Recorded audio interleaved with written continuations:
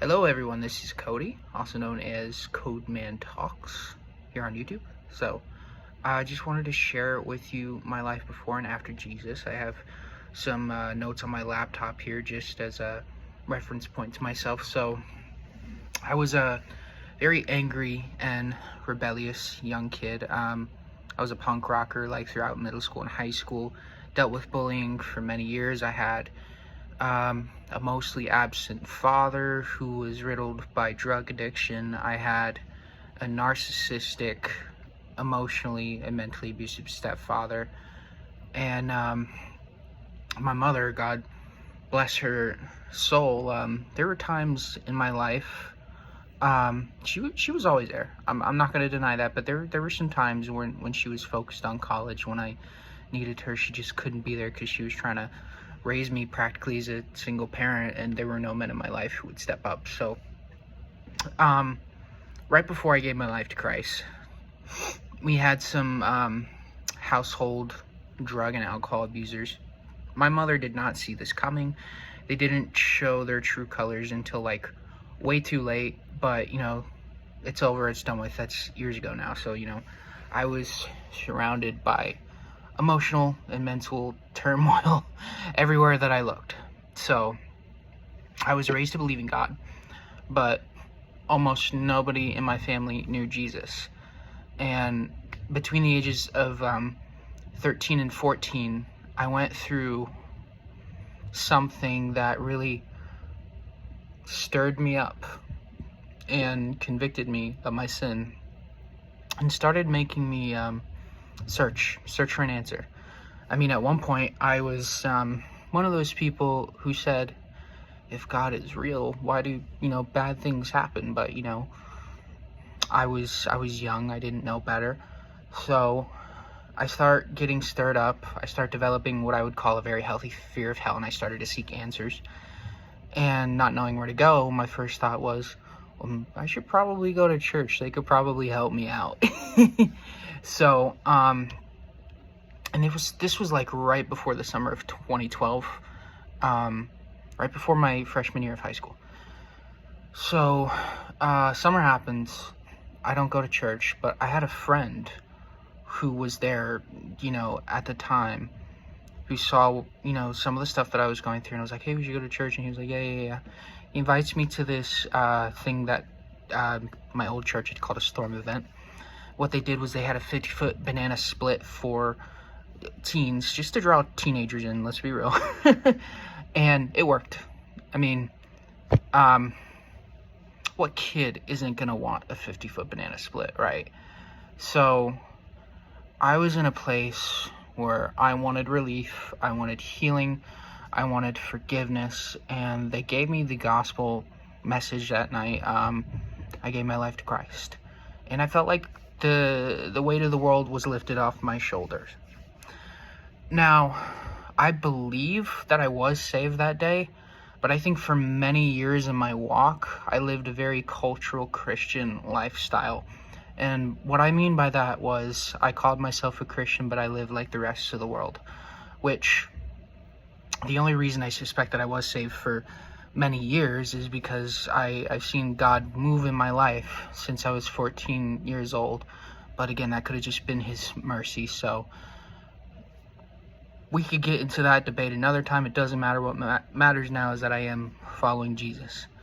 So I was living a very cultural lifestyle from the ages of 14 up until 20 years old. 20 years old, living this worldly lifestyle. I was working at a state park, volunteering with some local community members who were doing some things at the state park, and they were running ghost hunts for fun in the park. For whatever reason, I can't tell you, I don't remember. I had what I considered to be a frightening encounter on one of those ghost hunts. And then and there, I just gave it to Jesus because it showed me how real that this stuff is. After that, I started cutting out, games, movies, music that didn't honor God, because I really felt a conviction over it, and I felt it wasn't going to be good for my walk. And even in that period of time, I was tempted with atheism. I wrestled with it. but I pushed through and I kept trusting God, and he carried me through that. Let's see.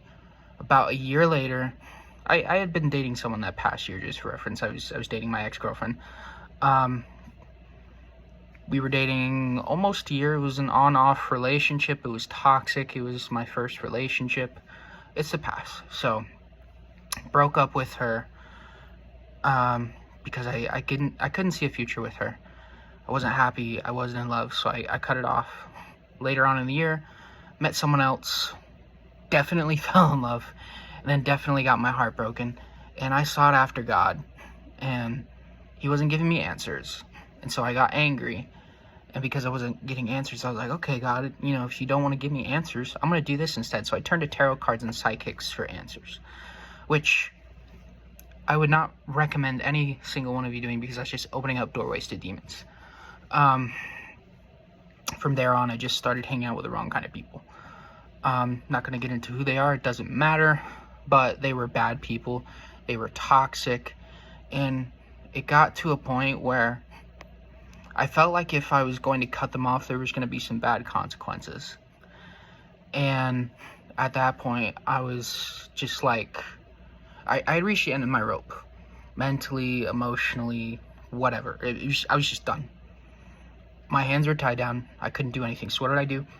I remember there was an event in my life, and I'm not going to dive into it right now. But the day before this event happened, I called out to God, and I said, Lord, if there's any people in my life who are bad for me, I need you to remove them. The next day, every single one of them were gone.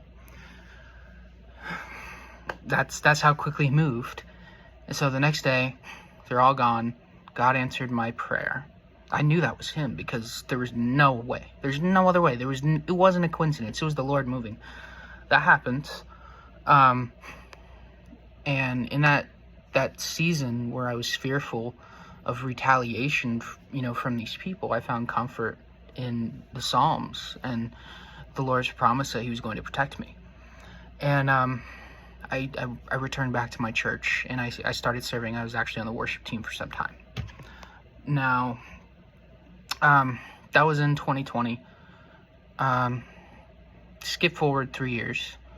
My mom passed away. August of 23.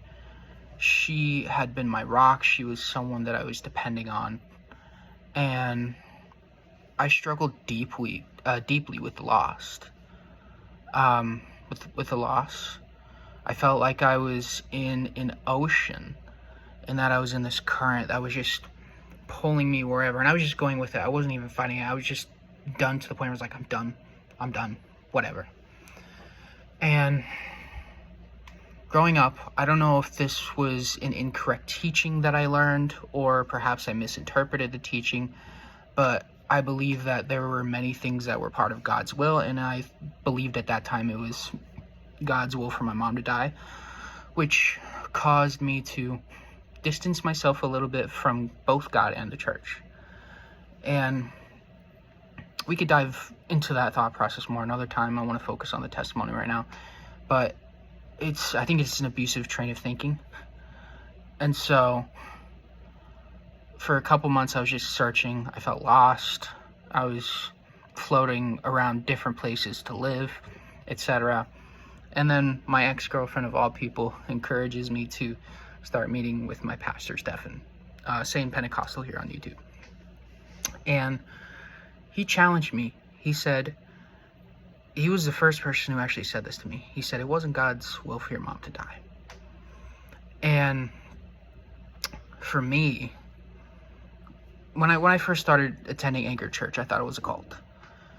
And what I had learned when I started meeting with Stefan, he had challenged me to start being a good Berean and researching the scriptures myself to see what they said, because a lot of the things that Anchor believes is not what I had believed at the time. And so it was like, okay, I'm willing to do this. I'm willing to listen to see what he has to say. I want to search the scriptures for myself. And it turned into a period of breaking down what I believe to be bad theology, and just rebuilding my faith, and then seeing a bigger, fuller picture of my faith in general. And the breakthrough that I had was insane in the best way possible. And, you know, since then, I've just been pushing through.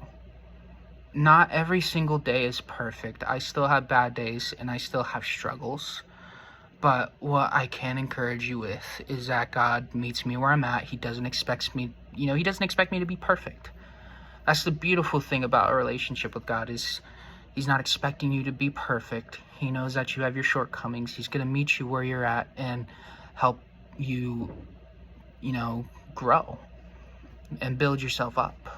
And so He's carried me through grief, fear, doubt, temptation, and even through, stuff like financial struggles. There's been plenty of times, especially this last year, where I thought I wasn't going to be able to pay bills or eat or whatever. But he showed how good He is. And there's so much more I can tell you, but I think it's just best to keep it short for now. And so I'm just trusting that the Lord is going to continue seeing me through my struggles, and that day by day I'm just going to do my best to live for Him. And I encourage you to do the same thing. If you're someone who's searching, I encourage you to plug into a local church and talk with someone about what you're searching for. I believe it's Jesus. I believe that's why He brought you here to this video. So just think on that. So that's my testimony. Thank you for dropping by and listening. God bless. Have a great day.